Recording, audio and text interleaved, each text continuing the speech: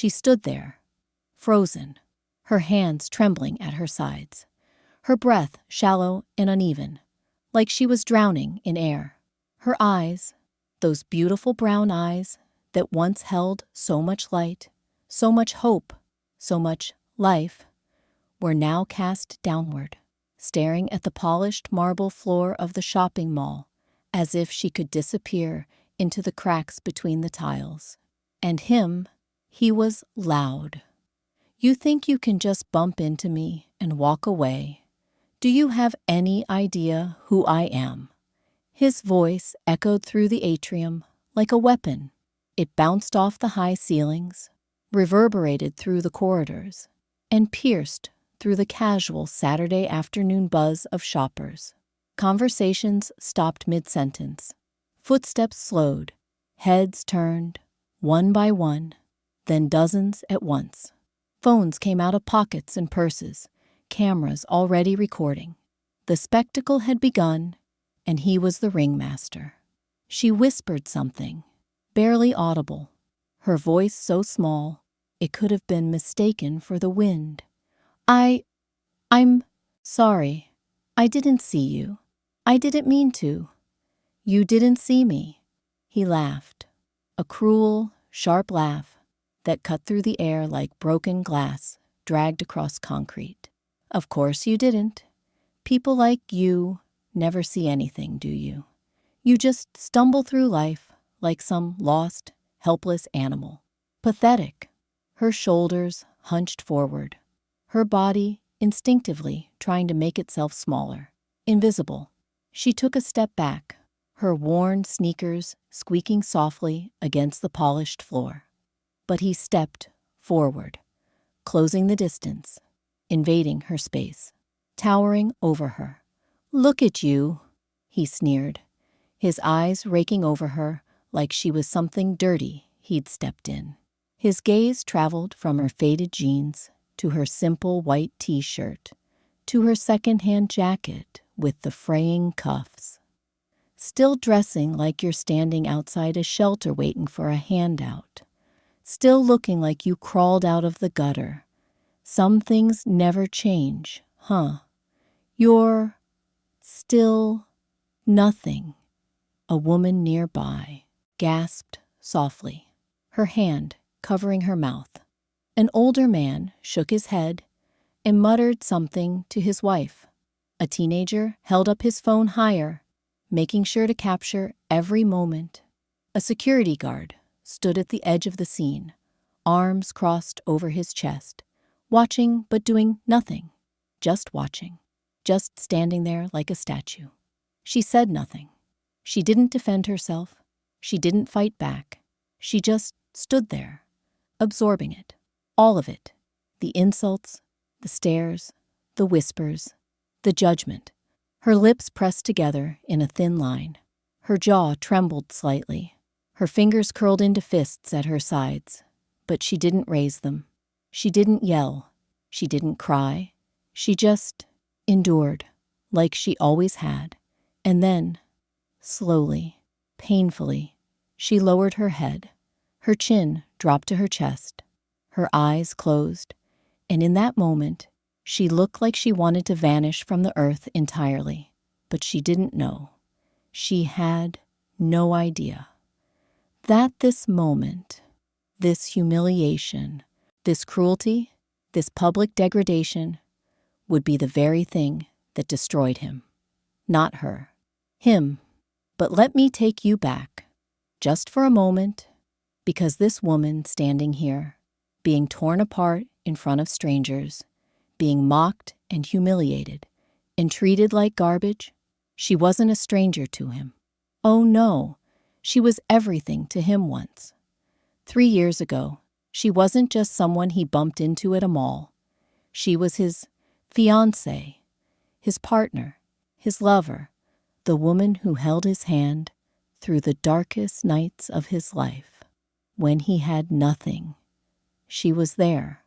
When his business was drowning in debt, when creditors were calling every hour, when his so-called friends disappeared and his family wrote him off as a failure. She stayed. She didn't just stay. She sacrificed. She worked 2 jobs, sometimes 3. She came home with blisters on her feet and exhaustion carved into her face. But she never complained. Not once. She skipped meals so he could eat. She wore the same clothes for years so he could afford a new suit for meetings. She stayed up until 3 in the morning, rubbing his back while he stressed over spreadsheets and business plans, whispering in his ear, "You're going to make it. I believe in you. I know you're going to make it."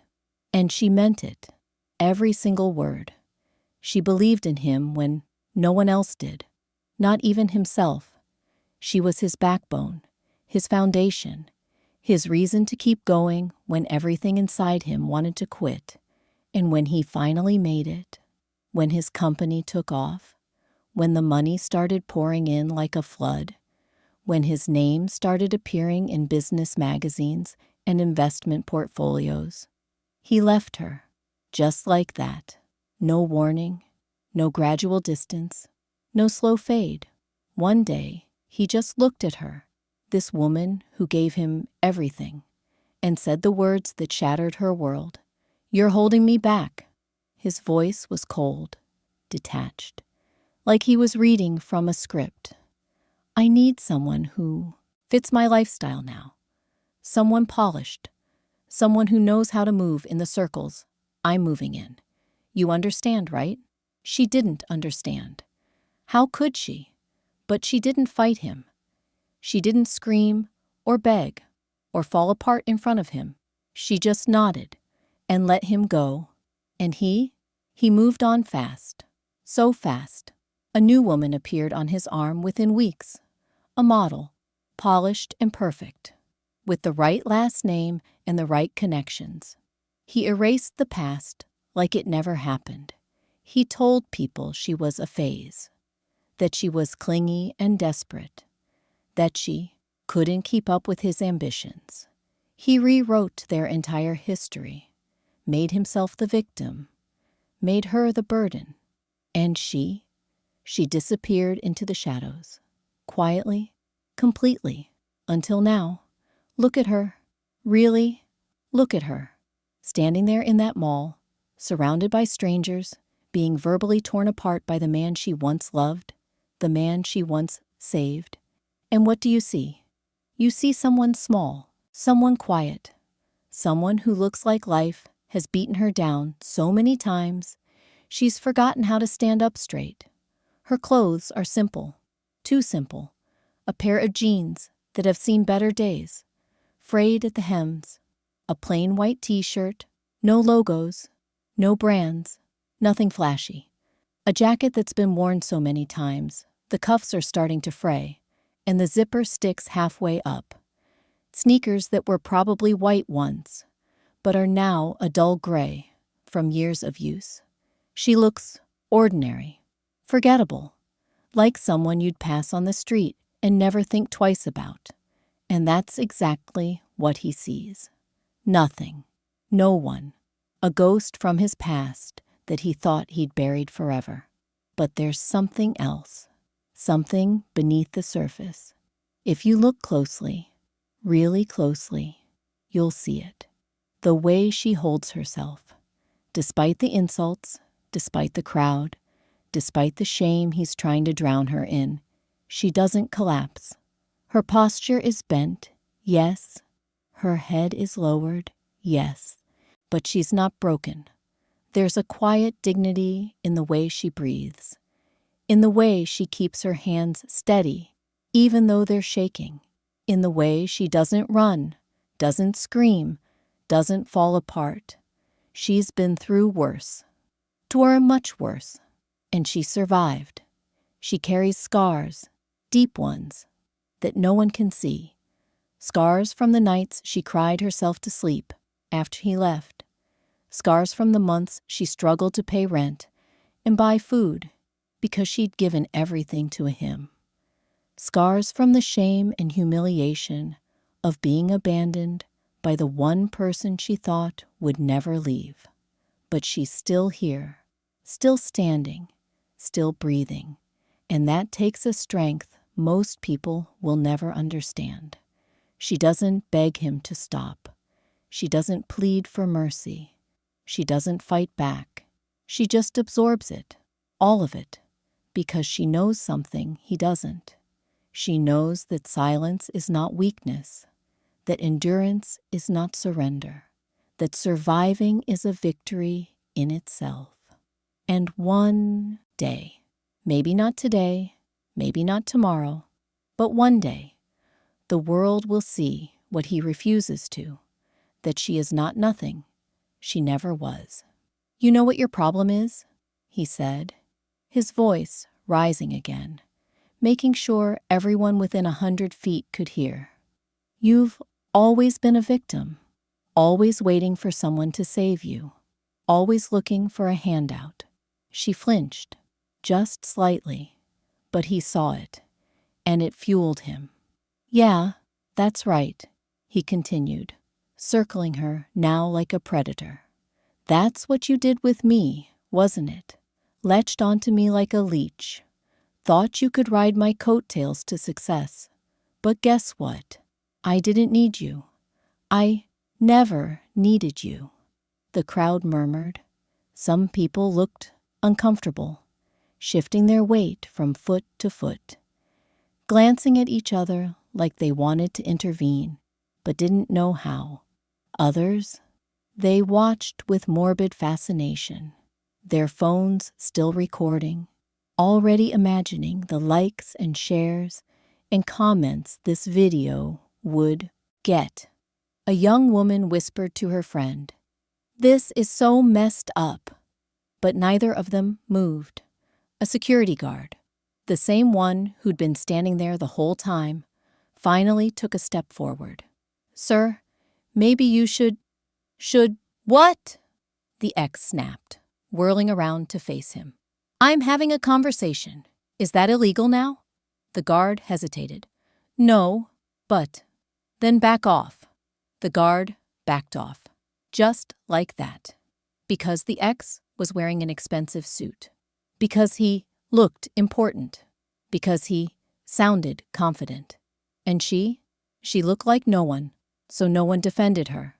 The ex turned back to her, his face twisted with contempt. "I gave you everything," he hissed. "A place to live, food, a future. And what did you give me? Nothing. You were dead weight, a burden. I should have left you years earlier." Her hands were shaking now, really shaking. Her breathing was becoming uneven. But still, she said nothing. "And look at you, now," he said, gesturing at her with disgust. 3 years later and you're still pathetic, still broke, still invisible. What have you even been doing? Sleeping on someone's couch? Begging for scraps?" Someone in the crowd laughed. Actually laughed. And that sound, that cold, cruel sound, cut deeper than any of his words. She closed her eyes. Her lips moved silently, like she was praying, or counting, or trying to hold on to something inside herself that was threatening to break. "Hey," he barked, snapping his fingers in front of her face. "Look at me when I'm talking to you." She didn't look up, and that made him angry. "I said, look at me." He reached out and grabbed her wrist, hard. She gasped, her eyes flying open. "Let go," she whispered. "Or what?" he sneered, tightening his grip. "What are you going to do? Call someone? Who's going to help you? Who would even care?" And that's when it happened. Something so small, most people didn't even notice. Her phone. It buzzed. Once, twice, 3 times in quick succession. She glanced down at it, just for a second, and something shifted in her expression. The fear didn't disappear, but something else appeared. Calm, just a flicker of it, like she suddenly remembered something, or someone. Her left hand. Did you see it? Most people didn't, because she kept it tucked close to her body, hidden partially beneath the sleeve of her jacket. But when he grabbed her right wrist, when he yanked her forward slightly, her left hand moved. Just a little, and there it was, a flash of light, a glint, a ring. Not just any ring, a diamond, massive, flawless, the kind of stone that catches light from across a room, the kind of ring that costs more than most people make in a year. It sat on her fourth finger, elegant and impossibly beautiful, surrounded by smaller diamonds that formed an intricate band. But she wasn't showing it off. She wasn't flaunting it. In fact, she seemed to be hiding it. Why? Why would someone wearing a ring like that, a ring that screamed wealth, status, power, be standing here taking abuse from a man who thought she was nothing? The phone buzzed again. Insistent, urgent. She pulled her wrist free from his grip with surprising strength and reached into her pocket. Her fingers wrapped around the phone. The screen lit up, and for just a moment, a fraction of a second, her face changed. The tension in her jaw eased.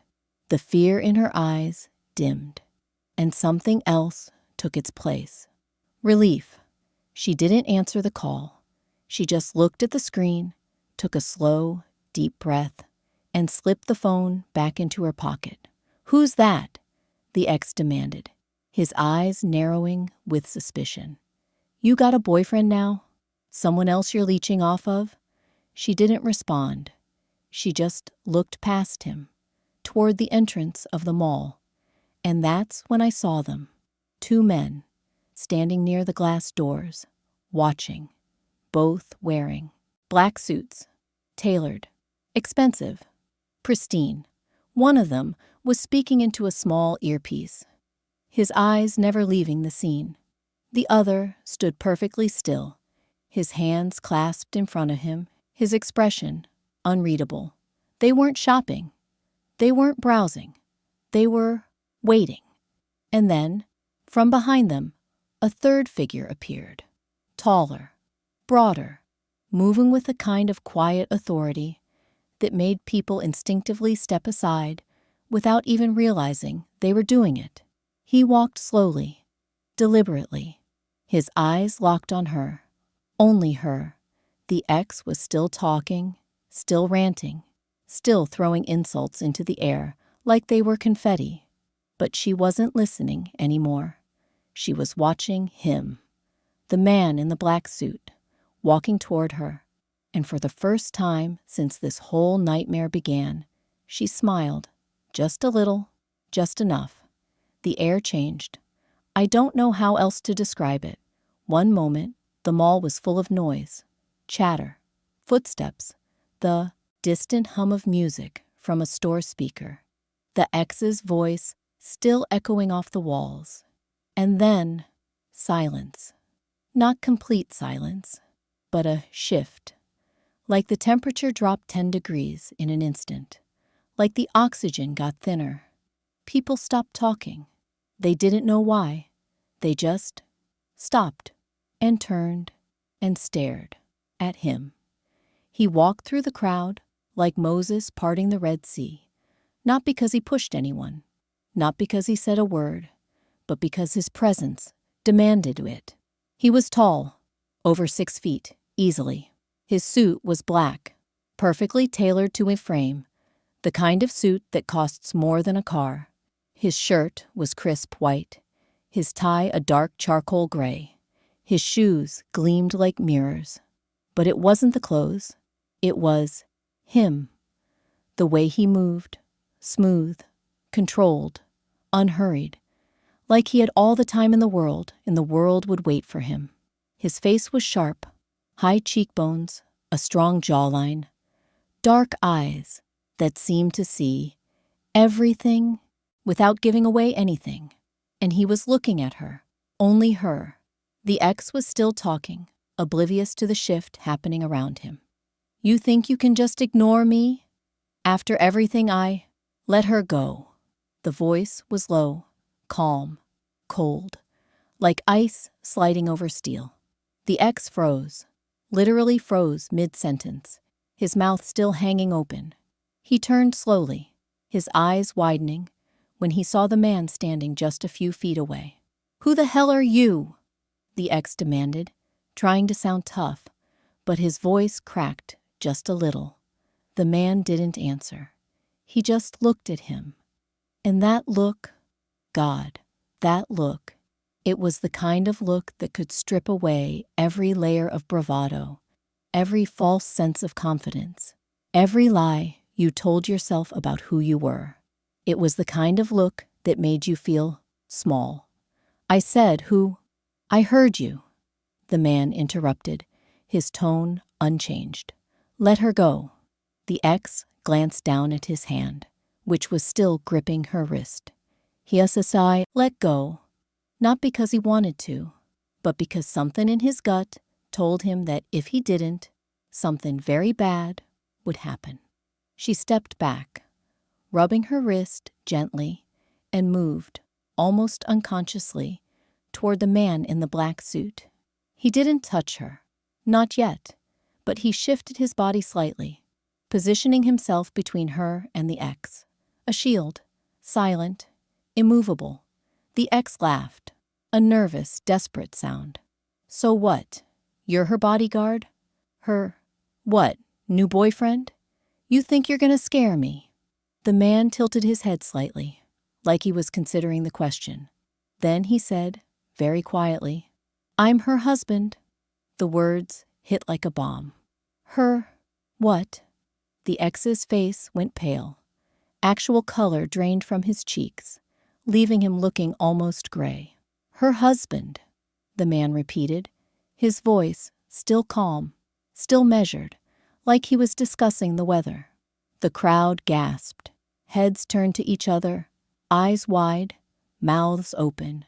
Phones shifted angles, zooming in, capturing every second. "No," the ex said, shaking his head. "No, that's not. She doesn't have—" "She does," the man said simply. And then he looked at her. His expression softened. Just a little. "Are you all right?" His voice, when he spoke to her, was different. Gentle, warm, like she was the only person in the world. She nodded, her eyes glassy with unshed tears. "I'm fine," she whispered. But her voice broke. And that tiny crack in her voice made his jaw tighten.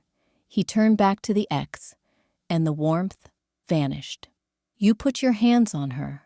It wasn't a question." "I didn't. I was just—" the ex stammered, backing up a step. "You humiliated her. Listen, I didn't know she was—" "You didn't need to know," the man said, his voice dropping even lower. "You just needed to be decent." The security guard, who had been standing uselessly to the side this whole time, suddenly straightened up. His eyes went wide, looked at the man in the black suit, then at the two other men in suits standing a few feet behind him, then back at the man, and recognition hit him like a freight train. He knew who this was. "Oh my God," someone whispered from the crowd. Then another voice, louder. "Is that? Yeah, it's him. Holy shit. Wait, him? Like, actually, him?" The whispers spread like wildfire.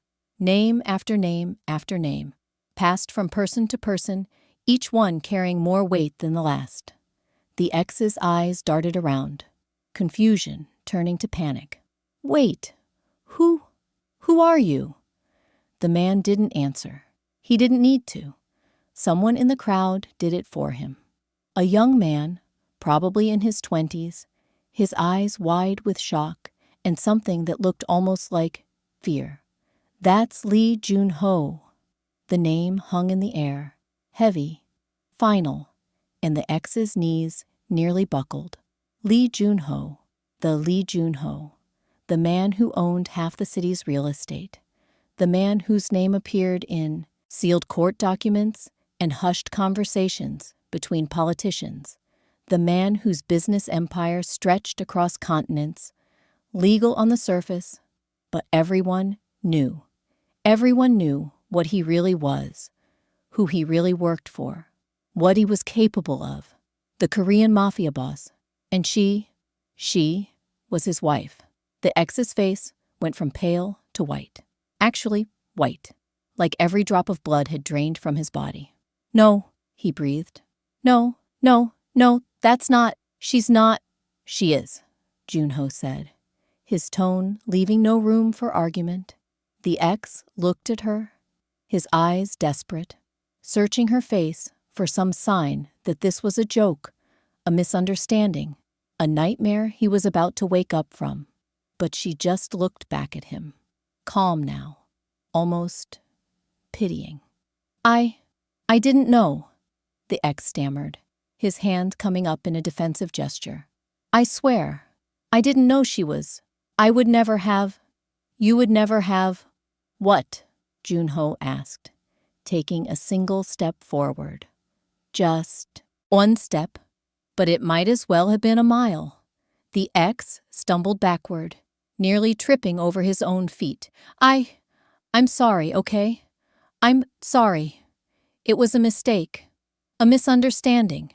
I didn't mean—" "You meant every word," Junho said, his voice cutting through the excuses like a blade.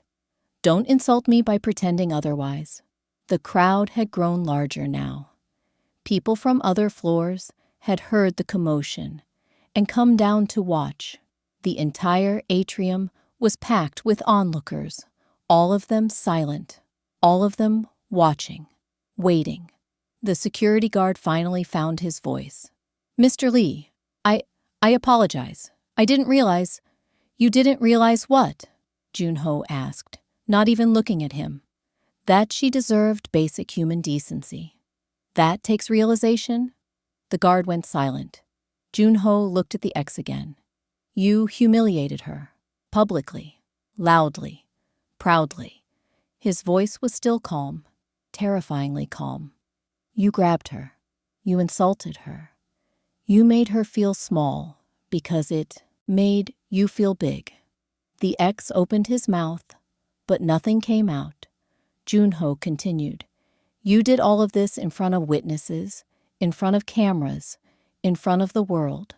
He paused. "And you did it to my wife."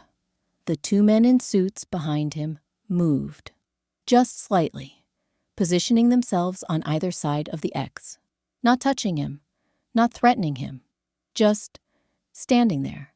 And somehow, that was worse. The ex looked around wildly, looking for an escape, an exit, a way out. But there was none. The crowd had closed in.